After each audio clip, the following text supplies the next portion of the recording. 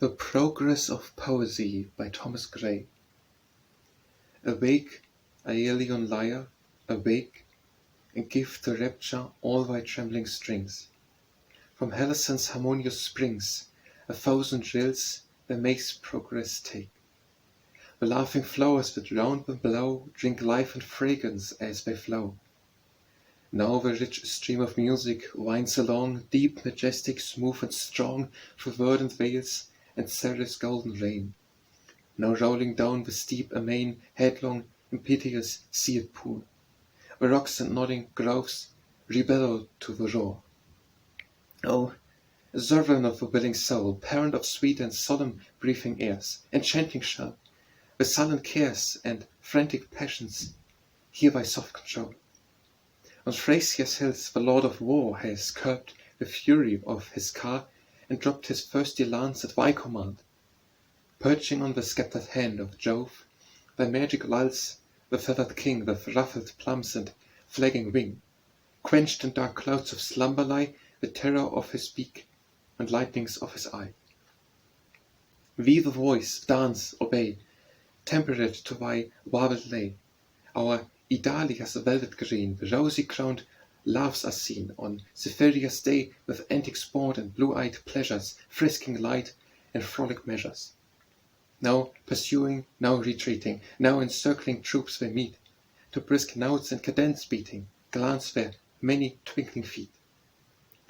Slow melting strains their queen's approach declare, where'er she turns the graces homage pay. With arms sublime that float upon the air, and gliding state she wins her easy way. Our warm cheek and rising bosom move the bloom of young desire and purple light of love. Man's feeble race, what ills await, labor and penure, the wrecks of pain, disease, and sorrow's weeping train, and death, sad refuge from the storms of fate. The fond complaint, my song, disprove and justify the laws of truth. Say, has he given in vain the heavenly muse? Night and all her sickly dews, escaped us when birds of budding cry. He gives to range the dreary sky, till down the eastern cliffs of far Hyperion's march they spy glittering shafts of war. In climes beyond the solar road, where shaggy forms our ice-built mountains roam, the muse has broke a twilight gloom to cheer the shivering natives' dull abode. And oft, beneath the odorous shade of Chile's boundless forests late, she deigns to hear the savage youth repeat in loose numbers wildly sweet their feather cincture chiefs and dusky loves. Her track, where'er the goddess roves, glory pursue and generous shame the unconquerable mind and freedom's holy flame. Woods that wave o'er Delphi's steep isles, that crown the Aegean deep, fields that cool Ilyssus laughs, or where Meander's amber waves in lingering labyrinths creep. How do your tuneful echoes languish, mute, but to the voice of anguish?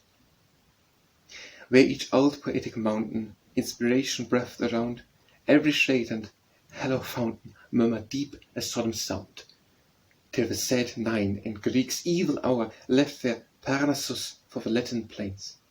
Alike they scorn the pomp of tyrant power and coward vice that revels in her chains. When Latium had her lofty spirit lost, they sought our Albion next by sea-encircled coast. Far from the sun and summer gale, when thy green lap was nature's darling laid, what time, the lucid Avon straight, to him the mighty mother did unveil her awful face, the dauntless child stretched forth his little arms and smiled. This pencil take, she said, whose colours clear richly paint the vernal year. Thine to these golden keys, immortal boy, this can unlock the gates of joy, of horror that and thrilling fears are ope the sacred source of sympathetic tears. Nor second he that rode sublime upon the self wings of ecstasy, the secrets of the abyss to spy.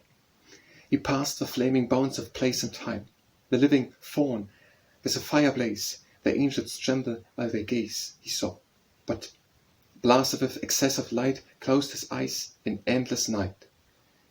Behold where Dryden's less presumptuous car wide o'er fields of glory bear, two coursers of ethereal race, with necks and thunder clothed and long resounding pace.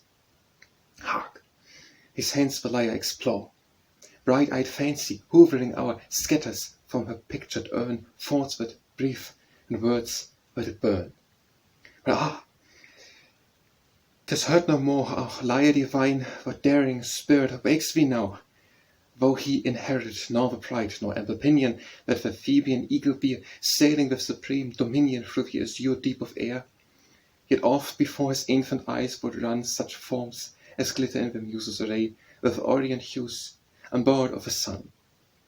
Yet should he mount and keep his distant way beyond the limits of the vulgar fate, beneath the good, how far, but far above the grey.